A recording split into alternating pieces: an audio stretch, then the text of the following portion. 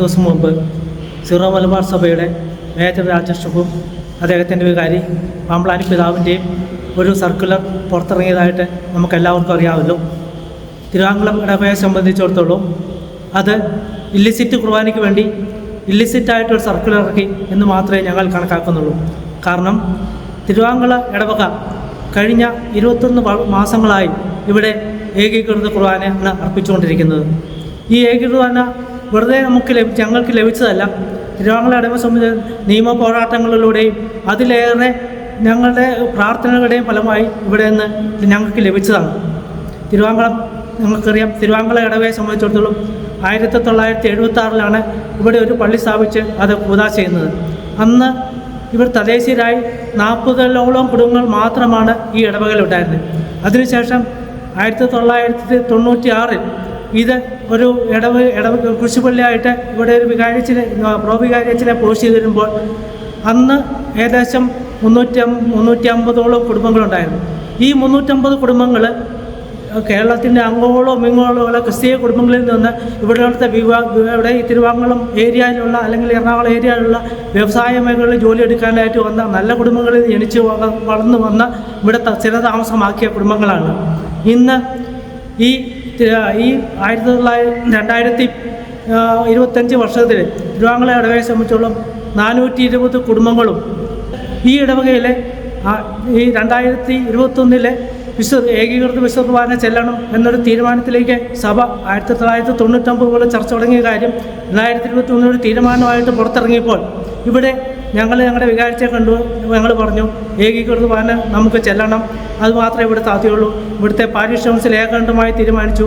ഇവിടുത്തെ ഇടവക ജന ഏകാണ്ടായി പറഞ്ഞു അത് ചെയ്യാം. പക്ഷേ അന്ന് വികാരിയായിരുന്ന തോമസ് വിധേയത്തിൽ അതിനോട് യാതൊരു താല്പര്യം പ്രകടിപ്പിച്ചില്ല. ഞങ്ങൾ ഒറ്റക്കെട്ടാണ്, അച്ഛന് താല്പര്യം ഉണ്ടായിരുന്നപ്പോൾ ഞങ്ങൾ ഒറ്റക്കെട്ടാണ്, ബാക്കിയുള്ളവർ എന്നെ പീഡിപ്പിക്കും അല്ലെ ഭീഷണിപ്പെടുത്തും എന്നൊരു നിലപാടാണ് അച്ഛൻ സ്വീകരിച്ചത്. ആ സമയത്താണ് സിറിൽ വാസിൽ പിതാവ് ഇവിടെ വരികയും ഞങ്ങളിവിടെ ഇടവകയുടെ പ്രതിനിധികളായി 5 പേരെ വാസിൽ പിതാവിനെ പോയി കാണുകയും ചെയ്തു. അന്ന് വാസിൽ പിതാവ് ഞങ്ങൾ നിർദ്ദേശിച്ച് നിങ്ങളുടെ ഇടവകയിൽ പാരിഷ് കൗൺസിലും ഇടവക ജനവും ഒറ്റക്കെട്ടായി നിൽക്കുന്നെങ്കിൽ ഒരു കാരണവശാലും അവിടെ ഇല്ലിസിറ്റായിട്ടൊരു കുർബാന ചെല്ലിക്കരുതെന്ന് പറഞ്ഞു. ആ പിറ്റേ ദിവസം തന്നെ ഞങ്ങൾ ഈ വിവരം ഞങ്ങളുടെ വികാരിച്ചോട് പറഞ്ഞു. വില്ലാച്ചന് അതിനോട് അനുകൂലമായ നിലപാട് സ്വീകരിക്കാത്തൊരു സാഹചര്യത്തിൽ ഞങ്ങൾ പിറ്റേ ദിവസം പള്ളി അടച്ചിടാനായിട്ട് ഞങ്ങൾ തീരുമാനിച്ചത്.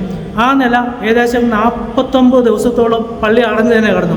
അന്ന് ഈ പറയുന്ന തിരുവാങ്കുളം ഇടവകയിൽ താമസക്കാരായ ഒരു മനുഷ്യൻ പോലും, അതായത് ഈ പറഞ്ഞ 4328 കുടുംബാംഗങ്ങളുള്ള ഒരുപാടും പോലും അതിലവിടെ എതിർപ്പ് പറയുകയോ യാതൊരു കാര്യത്തിൽ ഏർപ്പെടുകയോ എല്ലാവരും സഹകരിച്ച് തന്നെ പോയിരിക്കുന്നത്. ഇന്ന് ഈ പറയുന്ന സർക്കുലർ ഇറങ്ങിയ ശേഷം അതല്ല, സർക്കുലറിൽ ആദ്യം ഒരു ഇതുണ്ട്. ഞങ്ങൾ അറിയുന്ന അവിടെ വൈദിക സമിതി യോഗം കൂടിയപ്പോഴത്തേക്കും ഏകീകൃത വിശുദ്ധ കുർബാന ചെല്ലുന്ന പള്ളികളിൽ ഒരു കുർബാനയെങ്കിലും ജനാകുർബാന ചെല്ലിക്കണം എന്നൊരു ഓർഡർ വരുമെന്ന് തീരുമാനം ഉണ്ടായതിൻ്റെ വെളിച്ചത്തിൽ ഞങ്ങളതിന് മുൻകൂട്ട് തന്നെ ഇവിടെ അത് സാധ്യമല്ല, ഇവിടത്തെ ജനം സമ്മതിക്കില്ല, അതിനല്ല ഞങ്ങൾ അതിനോട് പൂർണ്ണമായിട്ട് വിയോജിക്കുന്നു എന്നൊരു തീരുമാനത്തിൽ പോയി ഞങ്ങൾ എല്ലാ റോമിലുൾപ്പെടെ അതിരൂപതയിലെ സീറോ മലബാർ സഭയിലെ എല്ലാ പിതാക്കന്മാർക്കും കത്തെഴുതുകയും ഒരുപക്ഷെ അതിൻ്റെ തീരുമാനത്തിൻ്റെ വെളിച്ചത്തിലാണോ എന്ന് എനിക്കറിയില്ല. ഏതായാലും ഏകീകൃത കുർബാന ചെല്ലുന്ന സീറോ മലബാർ സഭയിലെ 8 പള്ളികളിലും അങ്ങനെ ഒരു നിർബന്ധ ബുദ്ധിയോടുകൂടി അങ്ങനെ ചെയ്യിക്കാൻ പാടില്ല എന്നൊരു ഉത്തരവായിട്ടാണ് പുതിയ സർക്കുലറിൽ ഇന്ന് കാണുന്നത്. പക്ഷേ അപ്പോൾ സർക്കുലറിൽ ഒരു കാര്യം പറയുന്നു, അങ്ങനെ എന്തെങ്കിലും ഇടവകയിൽ പ്രശ്നങ്ങളുണ്ടായി, കുർബാന പ്രശ്നമല്ല, ഇടവകയിൽ എന്തെങ്കിലും പ്രശ്നമുണ്ടായി ചർച്ച ചെയ്ത് തീരുമാനിക്കാൻ. ഈ ഇടവകയെ സംബന്ധിച്ചിടത്തോളം അങ്ങനെ ഒരു പ്രശ്നമില്ല. ഇവിടെ ആർക്കും ഒരു പ്രതിഷേധമില്ല. ഇവിടെ ഈ പറയുന്ന 99% ആൾക്കാരും പള്ളിയിൽ ദിവസവും വരുന്നുണ്ട്. ഒരു 1%ഓ 3%ഓ ആൾക്കാർ മാറി നിൽക്കുന്നുണ്ടാകാം. ആദ്യം അതിൽ കൂടുതലാണ്ടായിരുന്നു. പക്ഷേ ചതി മനസ്സിലാക്കി ഒരുപാട് പേര് പള്ളിയിലേക്ക് വന്നുകൊണ്ടിരിക്കുന്നത് മാത്രമല്ല, ഈ സമീപ ഇടങ്ങളിൽ ഈ പറയുന്ന ദിവസവും തന്നെ ഞായറാഴ്ച മാത്രമല്ല ദിവസവും തന്നെ ഇട ദിവസങ്ങളിലും 100-150 പേരോളം തിരുവാങ്കുളം പള്ളിയിൽ വന്ന് ഈ വിശുദ്ധ കുർബാനയെ സംബന്ധിച്ച് അവരുടെ ഭക്തി പ്രകടിപ്പിച്ച് അവർ പോകുന്നുണ്ട്. അതിൻ്റെ ദൈവാനുഗ്രഹം അവർക്കും നമുക്ക് ഞാൻ ഒന്ന് പറയട്ടെ, ഈ ചുരുങ്ങിയ കാലങ്ങളിൽ സീറോ മലബാർ സഭയിലെ 5 പിതാക്കന്മാർ തിരുവാങ്കുളം പള്ളി വന്ന് കുർബാനയിലും ഞങ്ങളുടെ ഇപ്പോൾ ഈ ബലിപീഠത്തിൻ്റെ വിശുദ്ധിയാണ് ഞങ്ങൾ അന്ന് സ്ഥാപിച്ച ഈ 21 മാസങ്ങൾക്ക് മുമ്പ് സ്ഥാപിച്ച ഈ ബലിപീഠത്തിൻ്റെ വിശുദ്ധിയാണ് ഈ 5-6 പിതാക്കന്മാർ സീറോ മലബാർ സഭയിലെ 5-6 പിതാക്കന്മാർ ഇവിടെ ഒന്ന് വിശുദ്ധ കുർബാന കൽപ്പിക്കാനായിട്ട് ഇടയാന്ന് ഞാൻ വിശ്വസിക്കുന്നു. തിരുവാങ്കുളം ഇടവേട് ഇപ്പോഴത്തെ കളിക്കാരെന്ന് ഞാൻ പറയട്ടെ, ആ നിലയിൽ തന്നെ ഞാൻ പറയട്ടെ. ഇവിടെ കുറച്ച് പേര് ഒരു 10 100 എത്രയുണ്ടെന്ന് എനിക്ക് കൃത്യമായിട്ടറിയില്ല. കുറേ പേര് അച്ഛൻ്റെയും കൊണ്ട് ഒരു ലിസ്റ്റ് കൊടുത്തെന്ന് പറയുന്നു. അവർക്ക് ഒരു കുർബാന ചൊല്ലി കിട്ടണം, അല്ലെങ്കിൽ അവർക്ക് ഇടവക മാറ്റാൻ വികാരിച്ചൻ എന്നോട് പറഞ്ഞാണ് ഇടവക മാറാനായിട്ട് അവർക്ക് അനുവാദം കൊടുക്കണമെന്ന്. ഞങ്ങൾ ആരെയും ഇവിടെ ഒരു ഇടവക ജനത്തിനെ പോലും ഞങ്ങൾ മാറ്റി നിർത്തിയിട്ടില്ല. അവർക്ക് ഏത് നിമിഷം ഇവിടെ വരാം. അതൊക്കെ അവനവൻ്റെ സ്വാതന്ത്ര്യത്തിൽപ്പെട്ട കാര്യമാണ്. ആർക്ക് വേണമെങ്കിലും ഇടവ് മാറിപ്പോരുവോ, എന്ത് വേണമെങ്കിലും ചെയ്യാം. ഇപ്പോൾ ഈ ഇടവയെ സംബന്ധിച്ചിടത്തോളം യാതൊരു പ്രശ്നങ്ങളുമില്ല. ഇവിടുത്തെ പറഞ്ഞ 99% ആൾക്കാരും സാറ്റിസ്ഫൈഡ് ആണ്. അവർ ആ കുർബാനയിൽ ഭക്തിപൂർവ്വം വന്ന് പങ്കെടുക്കുന്നുണ്ട് എല്ലാ ഞായറാഴ്ചകളും. ഞാനെന്ന് പറയട്ടെ, ഈ പറയുന്ന 1% ആൾക്കാർ മാറി നിന്നുകൊണ്ട് ഇവിടെ ഈ പറയുന്ന 21 മാസം കൊണ്ട് ഇവിടെ ഒന്നും തന്നെ സംഭവിച്ചിട്ടില്ല. കഴിഞ്ഞ വർഷം ഞങ്ങൾ തിരുനാൾ ഇവിടെ നടത്തി.